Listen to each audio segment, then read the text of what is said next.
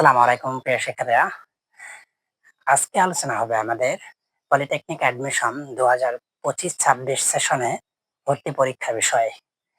তো তোমরা জানো অলরেডি বোর্ড থেকে নোটিশ আসছে যে জুন-জুলাইয়ের মাঝে আমাদের পরীক্ষাটা হবে আরকি। খুব বেশি সময় নাই। এটা জুনের হচ্ছে আজকে ৩ তারিখ। এই জুনের ৩ তারিখে থেকে হিসাব করে তোমরা সর্বোচ্চ ২ টা মাস সময় পাবে। এই ২ টা মাসে তোমাদের যে শর্ট সিলেবাস, এই শর্ট সিলেবাসটা তোমাদের কভার করতে হবে। তো শর্ট সিলেবাসের মাঝে কি, কি থাকতে পারে? শর্ট সিলেবাসের মাঝে কয়েকটি সাবজেক্ট মেইনলি থাকতে পারে। বোর্ড থেকে ওইরকম এখনো গাইডলাইন বা কোনো সিলেবাস প্রকাশ করা হয়নি। তবে আমরা সচরাচর দেখে থাকি যে ডুয়েট অ্যাডমিশন যারা দেয়, তাদের একটা ১ম এর দিকে একটা তাদের সিলেবাস দেওয়া হয়েছে। যেমন ফিজিক্স, কেমিস্ট্রি, ম্যাথ, ইংলিশ। তো ওইটারই ধারাবাহিকতা প্রতি বছরই তাদের পরীক্ষা হয়। দেখা যায় যে খুব বেশি চেঞ্জ হয় না, ২-১ টা চেঞ্জ হয়। তাদের সিস্টেম চেঞ্জ হয় কিন্তু খুব সিলেবাস যে একটা চেঞ্জ হবে তা না। তো সেম কন্ডিশন মানে ২০১৪-১৫ ওইদিকে অ্যাডমিশন পরীক্ষা দিয়ে পলিটেকনিকে ভর্তি হওয়ার সিস্টেম ছিল। তো সেখানেকার প্রসিডিউরটা ছিল যে ম্যাথ, ফিজিক্স, কেমিস্ট্রি, ইংলিশ এই সাবজেক্টগুলো পরীক্ষা হয়েছে। তো আমরা মনে করতেছি যে আ যারা কোচিং বা অন্যান্য পেশার সাথে জড়িত, বইয়ে প্রকাশনের সাথে জড়িত, তারা আমরা ধারণা করতেছি যে আ আমরা টিম ওয়াইজ কাজ করতেছি। তো সবার ধারণা, বোর্ড থেকে আমরা কিছু কর্মকর্তার সঙ্গে কথা বলছি। তাদের ধারণা যে সেই ধাঁচেরই পরীক্ষা হবে। অর্থাৎ ফিজিক্স, কেমিস্ট্রি, ম্যাথ এবং ইংলিশ। তবে যদি এক্সেপশনাল কিছু থাকে যে জেনারেল নলেজ অর্থাৎ জিকে পার্ট, এরপরে বায়োলজি না থাকারই চান্স বেশি। তো এই সিম্পল বিষয়গুলো আমাদের পরীক্ষাতে থাকতে পারে। সর্বোচ্চ জিকেটা থাকতে পারে। তাছাড়া সিলেবাস কোনো চেঞ্জ হবে না। এখন ম্যাথটা কেমন হতে পারে? আমরা অনেক সময় বলে থাকি যে ম্যাথ পুরো বই হবে না অর্ধেক হবে না কেমন হবে?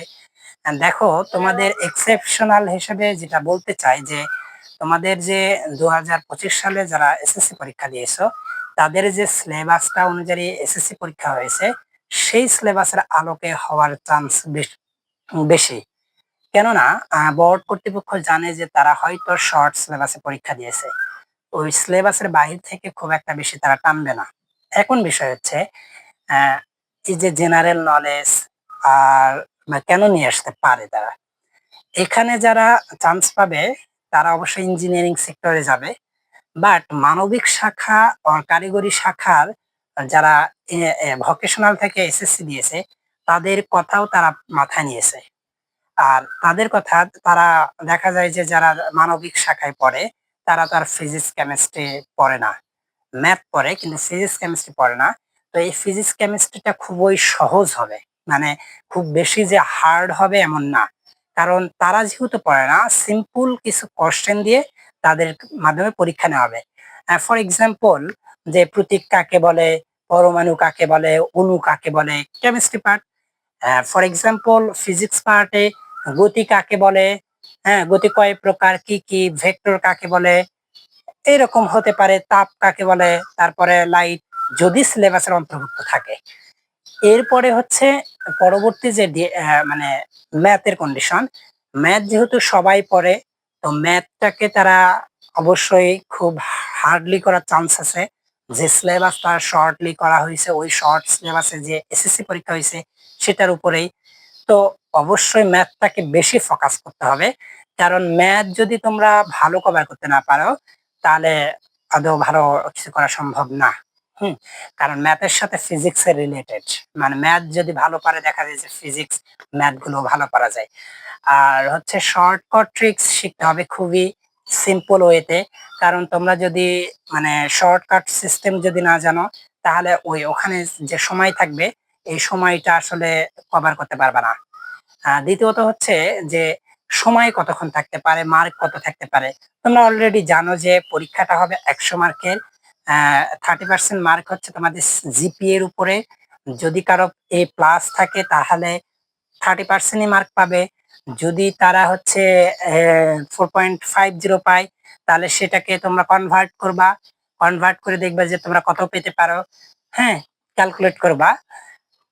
এইটা হচ্ছে একটা বিষয়। আর 70% মার্ক হচ্ছে তোমাদের এমসিকিউ ভিত্তিক পরীক্ষা নেওয়া হবে। তো এমসিকিউ ভিত্তিক এখন কোন সাবজেক্ট কত মার্ক থাকতে পারে? তোমাদের আ এরকম হতে পারে যে যদি ওভারঅল অর্থাৎ জিকে থাকে তাহলে মার্ক আরেক রকম হতে পারে। আর যদি তোমাদের হচ্ছে জিকে না থাকে তখন মার্ক আলাদা ডিস্ট্রিবিউশন হতে পারে। হুম? যেমন ম্যাথ থাকতে পারে হচ্ছে 20 মার্ক, ফিজিক্স থাকতে পারে হচ্ছে 15 মার্ক, কেমিস্ট্রি থাকতে পারে 10 মার্ক। তো 10 আর হচ্ছে কত 15, 25 আর হচ্ছে আ 20 এই হচ্ছে কত 45 আ সরি ফিজিক্স হচ্ছে 20, ম্যাথ হচ্ছে 20, এই হচ্ছে 40 আর এইদিকে হচ্ছে কেমিস্ট্রি হচ্ছে 20 এই হচ্ছে 60 আর ইংলিশ 10 থাকতে পারে। কারণ ইংলিশটাতে হচ্ছে মানে ডিপ্লোমাতে যারা আসবে দেখা যাবে যে অনেকেই হয়তো ইংলিশটা কম পারে। ইংলিশটা মানে যেমন ডুয়েটে পরীক্ষা নেওয়া হয়। ডুয়েটে হচ্ছে মানে ইংলিশের পরিমাণটা খুবই কম থাকে। তো সেম ধাঁচের হতে পারে। তোমরা যেটাই হোক না কেন মার্ক কন্ট্রিবিউশন করা উচিত। আ ম্যাথে ভালো মার্ক ক্যারি করা উচিত। ফিজিক্স, কেমিস্ট্রিতে গুরুত্ব বেশি দিতে হবে। ইংলিশ তো মাস্ট বি। তবে ইংলিশে তোমরা ধরে রাখো মার্ক কম দিতে পারে। হুম? কারণ ইংলিশে অনেক স্টুডেন্ট দুর্বল। যার কারণে বোর্ড এটা নলেজ নিয়ে রাখতে পারে। বাট ইংলিশে মার্ক কম হবে। তোমরা এখন থেকে স্টার্ট করো পড়াশোনা। ফিজিক্স, কেমিস্ট্রি, ম্যাথ এই ৩ টাকে ফোকাস করো, দেন ইংলিশটাকে ফোকাস করো। তো এগুলো হচ্ছে সময় কতক্ষণ থাকতে পারে? ৭০ টা এমসিকিউ ৭০ অথবা ১ ঘন্টা থাকতে পারে। আ মানে পার এমসিকিউ ১ মিনিট থাকতে পারে, ৭০ মিনিট থাকতে পারে। বাট তারও কম থাকতে পারে কিন্তু বেশি হতে পারে না। হুম? মানে এটা সিস্টেম ওয়াইজ হয়ে গেছে যে আসলে প্রতি দেখা যায় অনেক পরীক্ষাতে আছে 40 সেকেন্ড থাকতে পারে। তো মূল বিষয় যে তোমাদের এটা আমি তাহলে তোমাদের এই বিষয়টা আমি ক্লিয়ার করালাম। এরপরে হচ্ছে সিলেবাসের বিষয়টা আসি। কি সিলেবাসের অন্তর্ভুক্ত থাকতে পারে ফিজিক্স, কেমিস্ট্রি, ম্যাথ। তো আমি এই বিষয়টা তোমাদের কম্পিউটার স্ক্রিনে দেখাবো। তোমরা ওখানে দেখবে। তবে খুবই শর্ট এবং সিম্পল ওয়েতে আমি একটা বই বের করতেছি। যে বইয়ে ১ম এ কোয়েশ্চেন থাকবে। ১ম এ কোয়েশ্চেন প্যাটার্ন থাকবে। এটাও আমি স্ক্রিনে দেখাবো। কোয়েশ্চেন প্যাটার্ন থাকবে, ৪ টা অপশন থাকবে। এখানে উত্তর থাকবে। যে উত্তর বুঝতে পারবে না সে এখানে ব্যাখ্যা দেখতে পাবে।